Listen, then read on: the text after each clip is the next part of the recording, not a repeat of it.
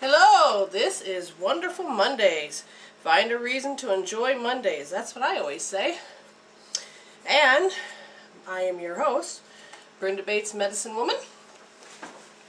And let's see, I think my good friend Jen Toffel is with us, all the way from California. Let's find out. Jen, are you there?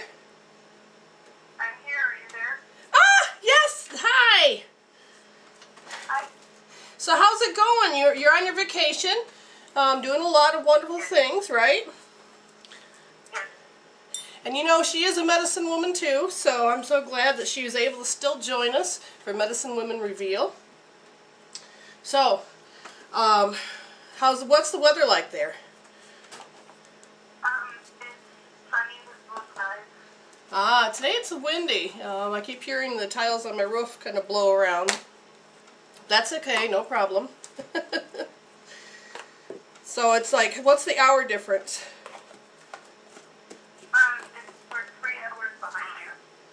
Ah, wow, you didn't like getting up early now, or then, how about now? I know I wouldn't. But anyways, I'm so glad you're able to join us from all the way from California, and we're grateful that you're here with us. And looks like we're getting the chat room filled, the phone lines are getting filled.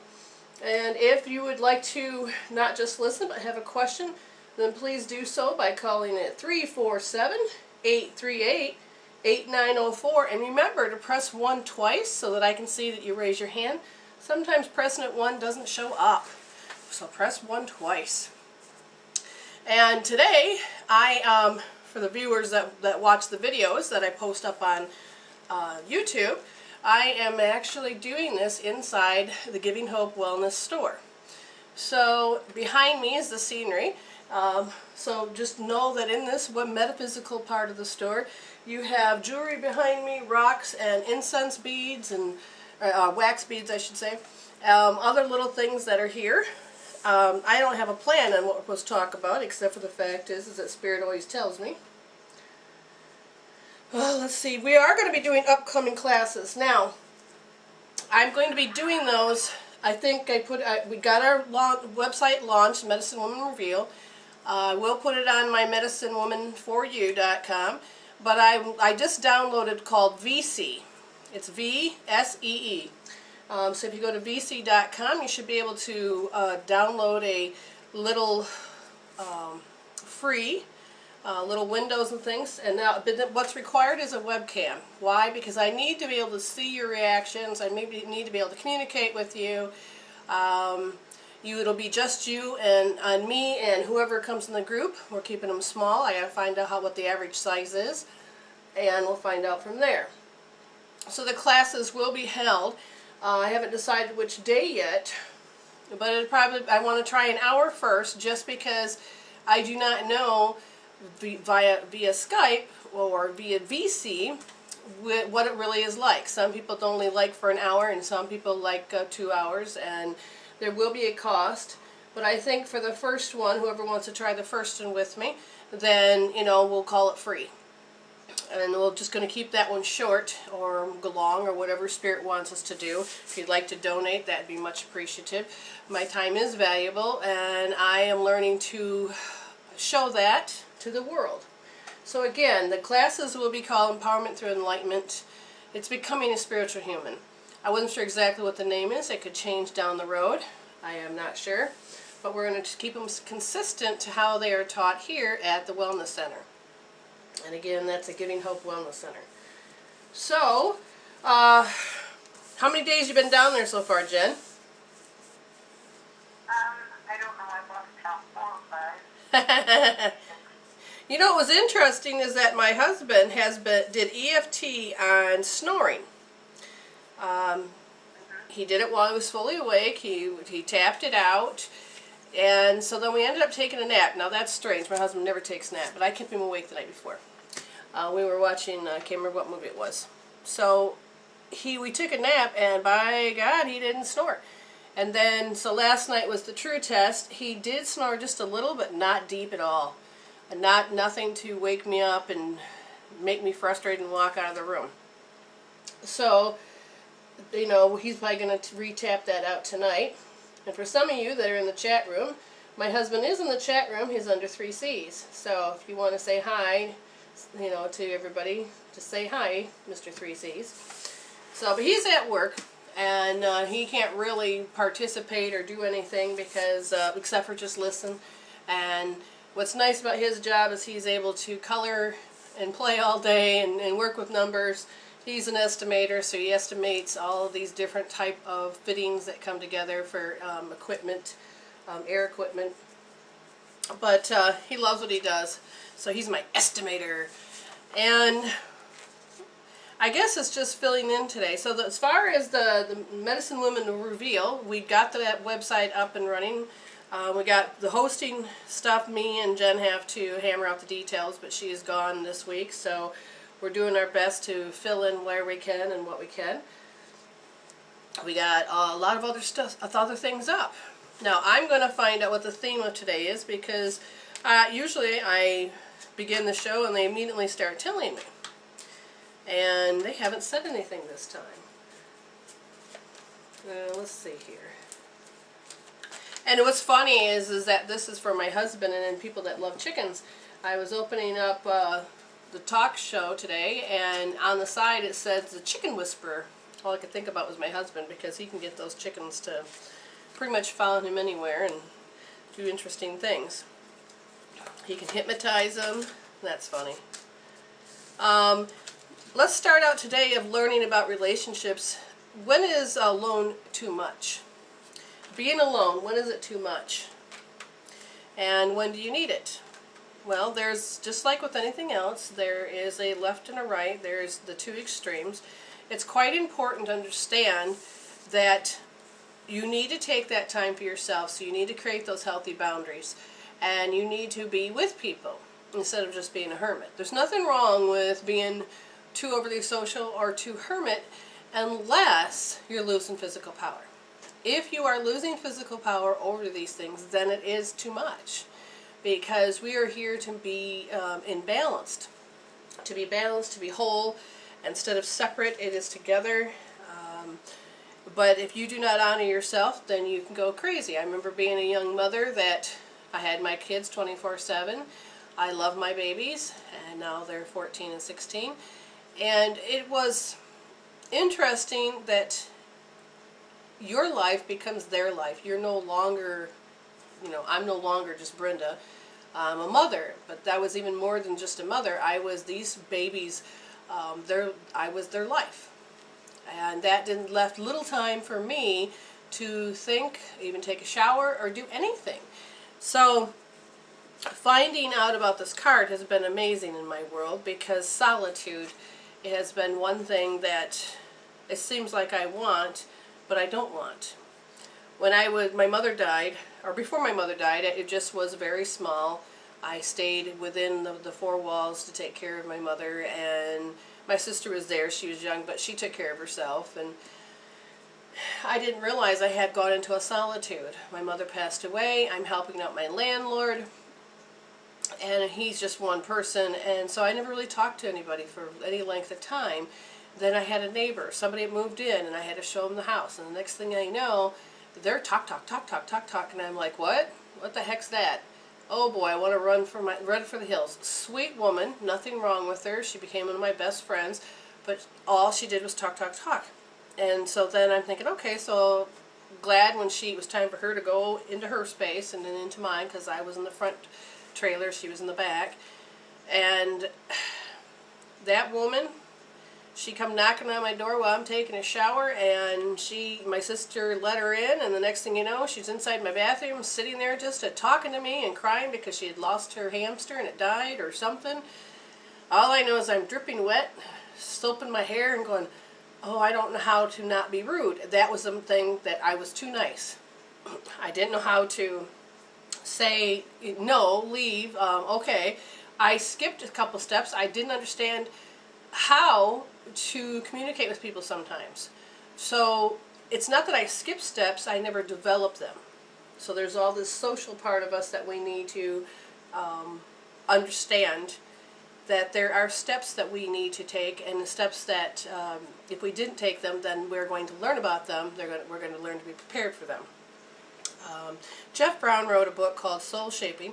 I haven't read it yet, but I will in some time. But he put a quote up that was, I'm just going to paraphrase, and it's from his book, and it has to do with missing a step.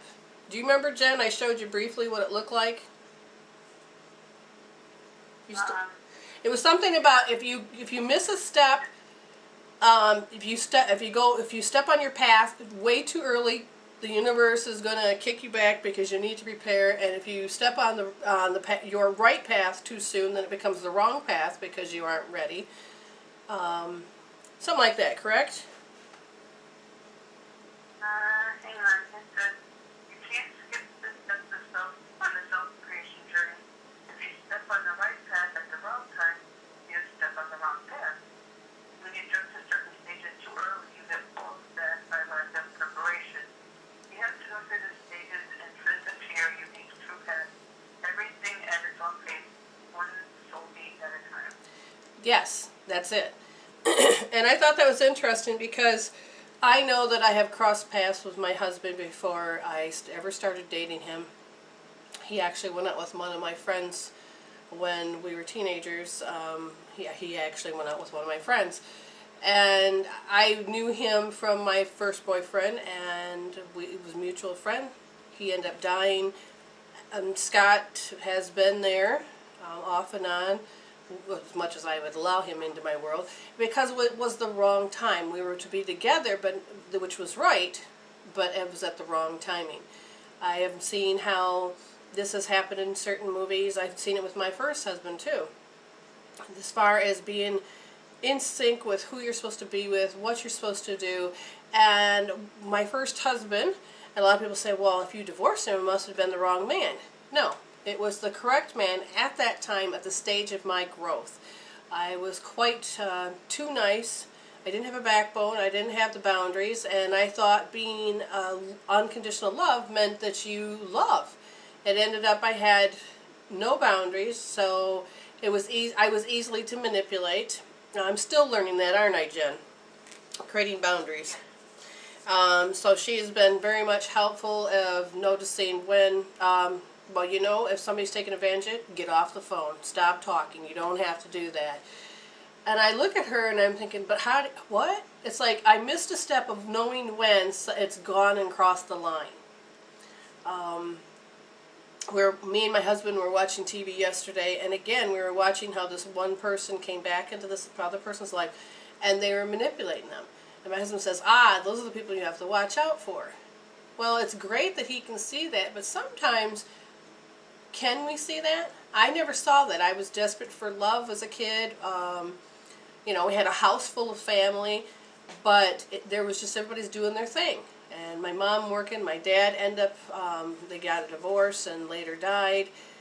I just wanted to be loved, so how do you fit in? And if your goal as a kid is to fit in, you don't quite learn that there's boundaries. There's no, or standing up for yourself. Do you understand what I mean, Jen?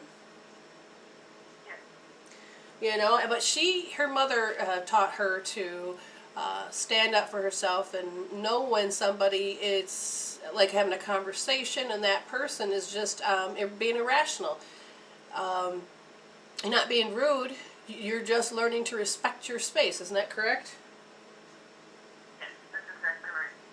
And so, you know, even though they may be sweet talking and everything else, you have to listen to what the agenda is. It doesn't mean that you need to focus on it and say everybody's out to get you, but to be aware when it's okay that since they're not really respecting you, that you can turn around and say, no, I don't have to consider this conversation. I can be done with it.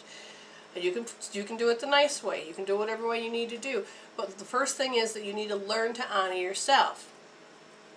Okay? So solitude. And the relationships are learning to be different this time of the year because it's called the quickening. We're changing the pace of the energy. The feminine energy and the male energy are learning to become balanced instead of imbalanced. And as that happens, we don't have to fight as much. In the, let's see, the era that my mother would have probably grew up in, it was that you needed to fight for your rights as a woman.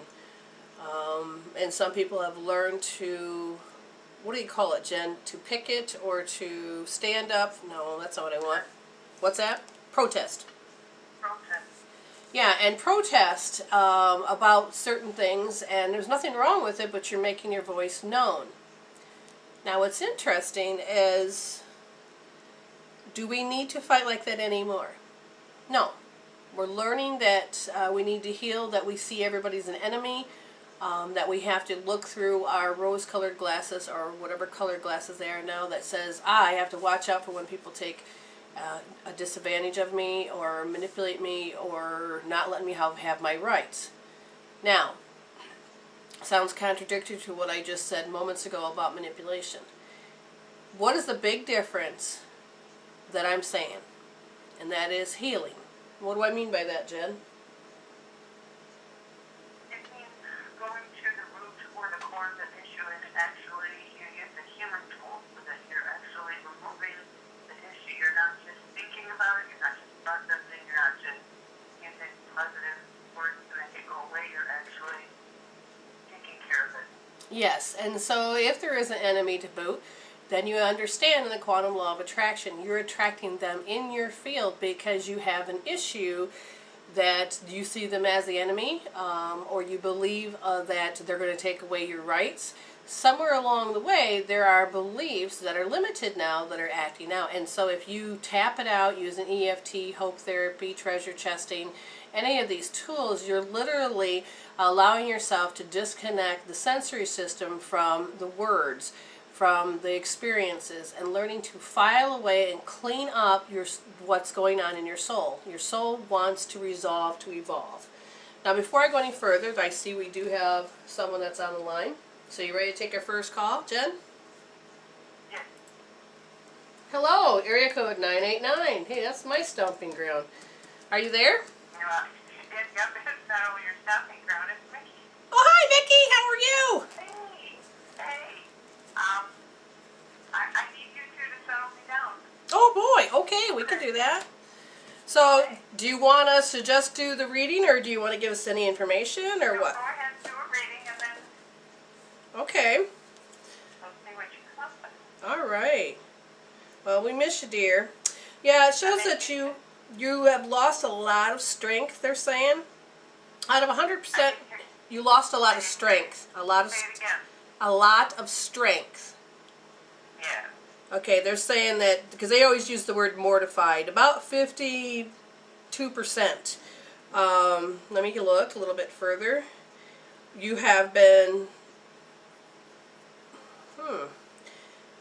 It's funny because they want to use the word attacked with somebody's haughtiness. They're better than thou, better than you, and it's that attitude they have.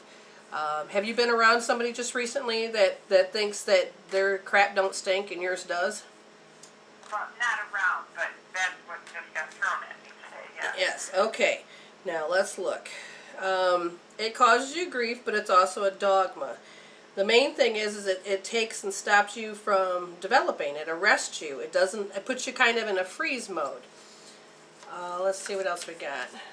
Jen, do you have anything? Yes. What you need to do, what's not happening is you need to take charge of the situation, because whatever the opposite of everything's okay, it's not okay. There's this storm that's happening right now, and you need to focus on your strength, that you are able to manifest and things are able to move, but you need to be able to take charge, focus on your strength, and understand that whatever this male energy, whether it's coming from male or female, but the male energy is your spiritual teacher right now. Now I got this card called the Magic Stream. It's number 18. It says everything is connected through the universal flow of consciousness. Every experience you have seems to have its own life story with a beginning, a middle, and eventually an end. However, there's a danger in seeing events as separated from one another, since in fact they all are a part of a continuity continuity, and a greater evolution. Like an ever-flowing magic stream, your experiences filter through the whole world, one leading into another, and informing and influencing still more. Inspiration, invention, and revelation rarely come to just one person. So what you're doing is a collective group consciousness of something specific. Now I drew the wolf card for you in its upright position. And let's see what this has got to say. Before I can even see the words, it says, "Wake up, Mickey. There's something that you're doing repetitively, and you want to keep your crap, but your soul says it doesn't want you to.